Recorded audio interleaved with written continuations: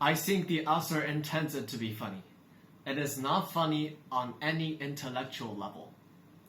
This comes from the first rejection letter for Catch-22, a novel Joseph Heller started working on 8 years after the Second World War. During the war, Heller himself served as a bombardier mainly flying supply missions, which probably explains a lot of his inspirations for this book, and of course, his comrades also served a very good base for many of the characters, I presume. The novel was published in 1961. During this time happened the Korean and the Vietnam War. These events certainly served a very important backdrop for the entire novel, as Heller himself commented. Catch-22 wasn't really about World War II. It was about American society during the Cold War, during the Korean War, and about the possibility of a Vietnam. Great, now how are you going to use that for your own interpretation? That is not my business. It is not until I'm searching for this novel that I find out the entire background for the story. So I guess that is one of the questions I'll leave to you guys for today. But it doesn't really affect my own interpretation because it is going to be really textually based, which is something I really love doing. But before we really dig into this very deeply, we have to discuss two basic things about this novel. Number one, the plot. Yossarian, a bombardier serving during World War II on the Italian island of Pianosa, has grown tired of flying combat missions and wants to quit them because he does not want to be dead. He wants to stay alive. He considers everybody who is trying to kill him as an enemy, but this goes in direct contradiction with his two superiors' goals, Colonel Cathcart and Colonel Korn, both of whom kept illegally raising the number of missions men in a squadron has to fly. The story therefore revolves around the conflict between Yossarian, many of his friends, and their superiors, and the eventual answer Heller gave at the end of the book. Now, the second question is, what is Catch-22? Now, Catch-22 is probably not that simple. If you read the book closely, it is not only about whoever is insane can stop flying, but you have to talk to the doctor, and then if you do, then you are not insane because you know you are in danger, then you must keep flying logic. Although it is already a very good use for you to apply it in daily situations where both sides are not necessarily good options and you're facing a very hard choice, Heller gave many more quotes than this. I think there are 4 or 5 times by recount. Let's look into them and see what we can find. Chapter 1. Catch-22 required that each censor letter bear the censoring officer's name. Chapter 6. Catch-22. Doc Danica answered patiently when Hungry Joe had flown Yossarian back to Pianosa. Sis, you've always got to do what your commanding officer tells you to. Chapter 39. Catch-22. The old woman repeated, rocking her head up and down. Catch-22. Catch-22 says they have a right to do anything we can't stop them from doing. Find anything interesting about all of these quotes? They don't really mention the very classic part I've discussed above, but all of these quotes have one thing in common. They resemble that irresponsible part of the bureaucratic system. It is inefficient, it is unreasonable, tries to use that circular logic and intricate pathways to trap its participants, and is always maximizing the profits of those in control. That is one of the very important interpretations of the word. But now, let's take the quote out, and I'm going to discuss the novel in 3 angles. Number 1 is the structure. Don't forget, Catch-22 is a novel. You would expect a coherent story with well-laid plot and well-introduced characters. Catch-22 did exactly that, but in a way very unusual and distinctly unique out of many novels. Why would I say this? it is very strange, but I would put it like this. It is telling the story from a fragmented third-person perspective, which eventually lends, combines, and condenses into a very holistic, very godlike perspective picture. I know that sounds very confusing. Let me explain it in detail for you guys. The novel is consisted of many subplots. Each of them is named as one of the character in the book. Heller would then go on and develop a entire plot and an entire story around these characters. So, and Yossarius is of course involved, so it can make better grasp how the story, how the squadron's history evolves, and how all of these characters come into being. This is a very interesting way of organizing a story because these chapters does not make any chronological sense. You get what I'm saying? It's like reading 4 or 5 chapters, you are kind of on the same timeline, but you'll find out that on the 6th chapter, bam, everything cuts off. So even though they don't make chronological sense, they still make a sense together in terms of cause and effect, in terms of how a story should naturally, smoothly flow. You get what I'm saying? Heller did a very good job in creating this sort of godlike experience because you're going to get the sense you're looking up from afar down to the exact story and you're simply just seeing the entire picture rolling out. It's a very grand feeling. This is very different from many other war novels in the sense that every character gets a proper show. We're seeing a grand picture of every individual in the war.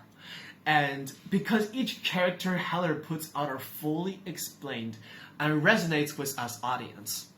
For instance, the mess officer Milo Minderbinder appears to be, at least for my part, an entrepreneur who disregards every single account of social responsibility and in turn pursues his own entrepreneurial profits because he steals his own squadron men's stuff to profit for his black market syndicate. Anyways, you get what I'm saying.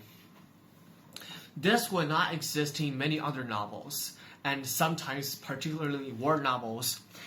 For instance, on All Quiet on the Western Front, where our view is limited, shortened by the very gruesome depictions of war, but it is only on the German trench side of the story. You're focusing on those very few soldiers, and our impression of the French side is most of the time a bunch of people charging with artillery and guns. Also, Heller similarly does not really give a description of, for instance, the Germany side in his case. We can still see that how this kind of fragmented description is working out and creating a sense of grandeur. It is all people in the war made into one piece. You will never need a description of the other side in this case because you will increasingly realize through the novel, because these characters are so intimate sometimes to our lives, that everything is the same for both sides. You rarely get those kind of feeling in, for instance, on All Quiet on the Western Front because these characters, they're kind of for the instrument of representing the war's cruelness and bloodiness, instead of for the sake of really creating and filling in the details for a character for the readers to see. But wait, you may have a question. How would this structure be so important to the novel or to war genres in general? Good question. Number 1. War is a very difficult concept for writers to balance. You have the very bloody, very bleak side of the war, but you also need to have, let's say, the absurdity of war and how unreasonable that this kind of scene really is. Therefore, when writers are trying to balance two concepts, they have to try to use every inch of their strengths. All Quiet on the Western Front, for example, did a very good job describing the gory scenes, but simply just lacked a little bit on talking about how absurd the war is. I mean, there are discussions regarding why war ever happens in the first place, but it's just like a brief lines of description that does not really give readers a very long time to think and ponder with, unless like you choose to read it very deeply, which I tried. Anyways, Catch-22 did a very good job of this, because it uses that fragmented sort of description that is not chronologically aligned to create a story that kind of makes sense. This sort of creating harmony out of a plot of chaos is necessarily pointing to the absurdity of war and necessarily questioning why the hell this ever happens to us, right? In addition, Heller also added a lot of bloody descriptions within the novel, especially the one about Snowden at the end of the book when his guts are piling out on the floor and Yossarian can do nothing to help him at all. You see, there's a very great balance between these two things that Heller constructed. On the other hand, let us look at another novel who did a really good job at capturing the absurdity of war, but not much cruelness, not much violence. Let's look at Kurt Vonnegut's Slaughterhouse-Five. Now, I'm not saying that's a bad novel. It's actually a pretty good novel and I enjoy it. But most of the book is focusing its time on aliens and the protagonist life after the war, so it kind of lacks some description about the war. I mean, he also puts a lot of it into the parts, but I think it is necessarily not yet enough. Therefore, out of these three books, I think Catch-22 maintained the best balance while giving us a very holistic picture about not only the individual side of a very great war. It allows us to also have a lot of resonance with us, which is a very precious thing to have. And second, the structure itself provided a very valuable source of literary analysis. Necessarily, one could argue that this sort of conjecture and coordination serves a very important role of creating harmony and togetherness amidst this kind of disorganized narrative. Because, as I said, they kind of make sense if you don't take into account that they chronologically are disorganized. While one of the immediate purpose, of course, is to let the readers better follow the story because you can follow that kind of cause and effect chain, ultimately, Heller is pointing to another way of literary creation.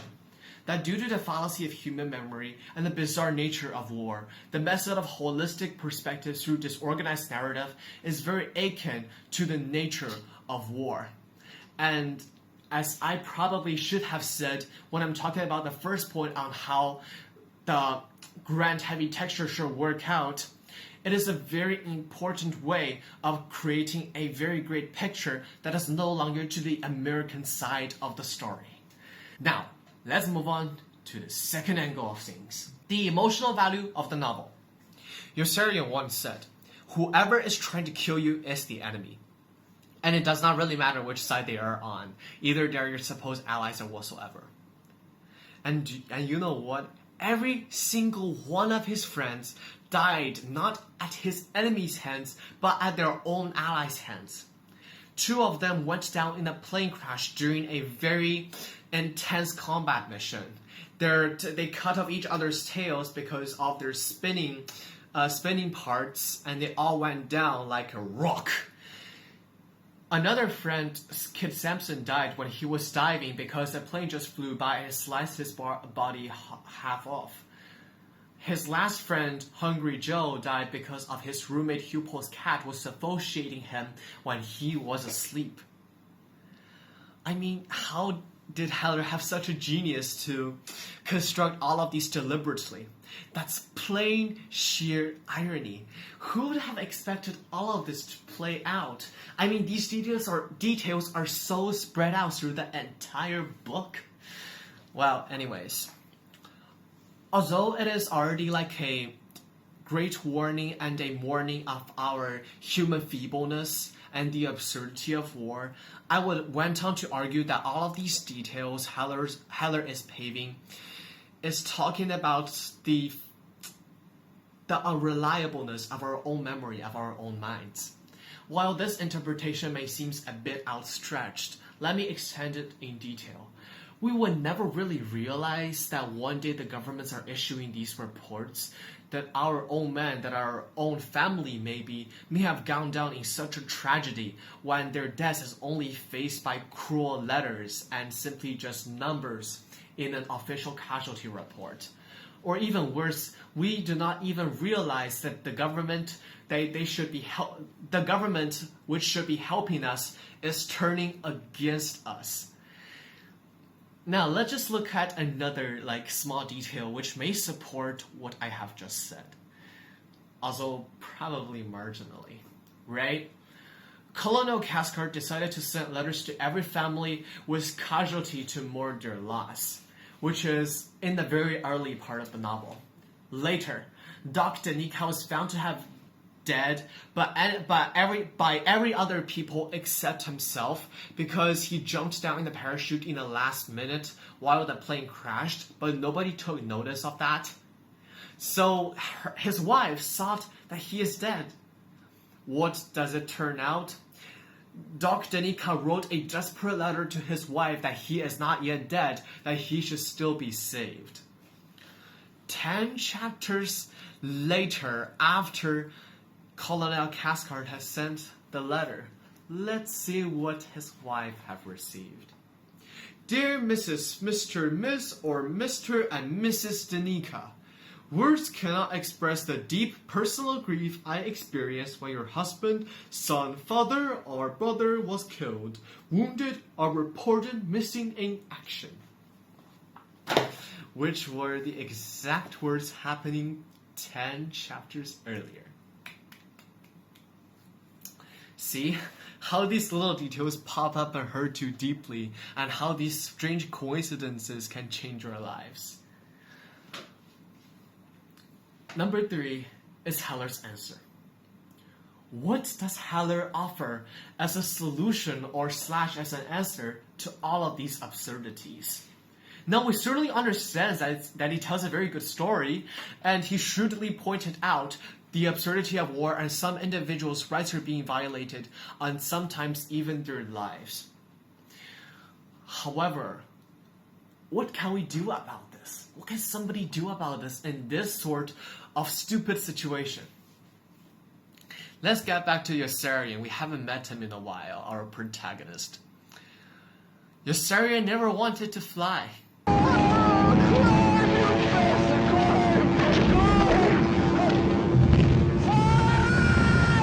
He never wanted to betray his comrades. He thinks them as very good and agreeable people.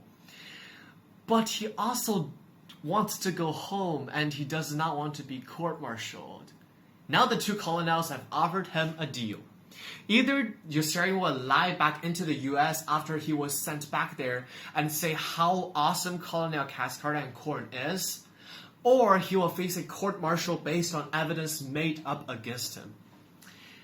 Now, this is Yossarian's own Catch-22, because on either side of the problem is a situation he does not really want. If he gets back to the US and lie for Colonel Cathcart and Korn, he's going to betray everybody else. If he chooses a court-martial, he's going to lose his freedom and spend his life in prison his rest of the life. What can he do? It is a dead-end situation. Yossarian decided to run.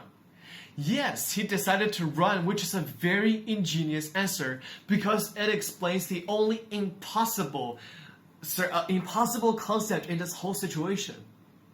In the book where illogical logic and circular reasoning is taking all over the place, indeed the only sane and clear-minded person like Yossarian must run.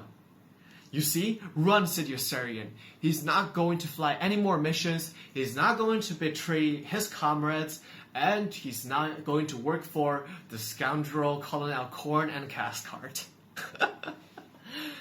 Wow. All of the arguments are being addressed by Heller in this fashion, and what price does Yossarian have to pay anyways? I mean, they will be coming after him, sure, but is running really a price to pay when freedom is something you gain? After all, horses run like mad when they're freed from their reins by their masters, don't they? Yossarian is stepping outside of the circle, the bounds imposed by his superiors and the bureaucracy, and is going to run. He is running for his and for his future only, away from the absurdities of war, away from the dying, and never betraying what his comrades have trusted him. This is an extol of freedom and individual values. This explains why Heller never argued for the complete removal of the bureaucracy system, and the entire novel Yossarian never ever thought about the idea. Because Heller recognized the great contradiction between stately and individual considerations and benefits and harms. In fact, if you think about it seriously and critically, having these men flying more illegal missions is actually to the benefit of the state. You see? While Heller does not really directly address this, he still posed his answer to this question at the very end of the novel for Yossarian to come to realize when he enters a second exact conversation about this sort of the contradiction between the individual and the state debate. He let Yossarian run, which is fair enough because he gets his freedom. Therefore, the story is about individual values, including freedom, and of course, the absurdity and the horrible nature of war. That is all. Thank you. I'll see you next time.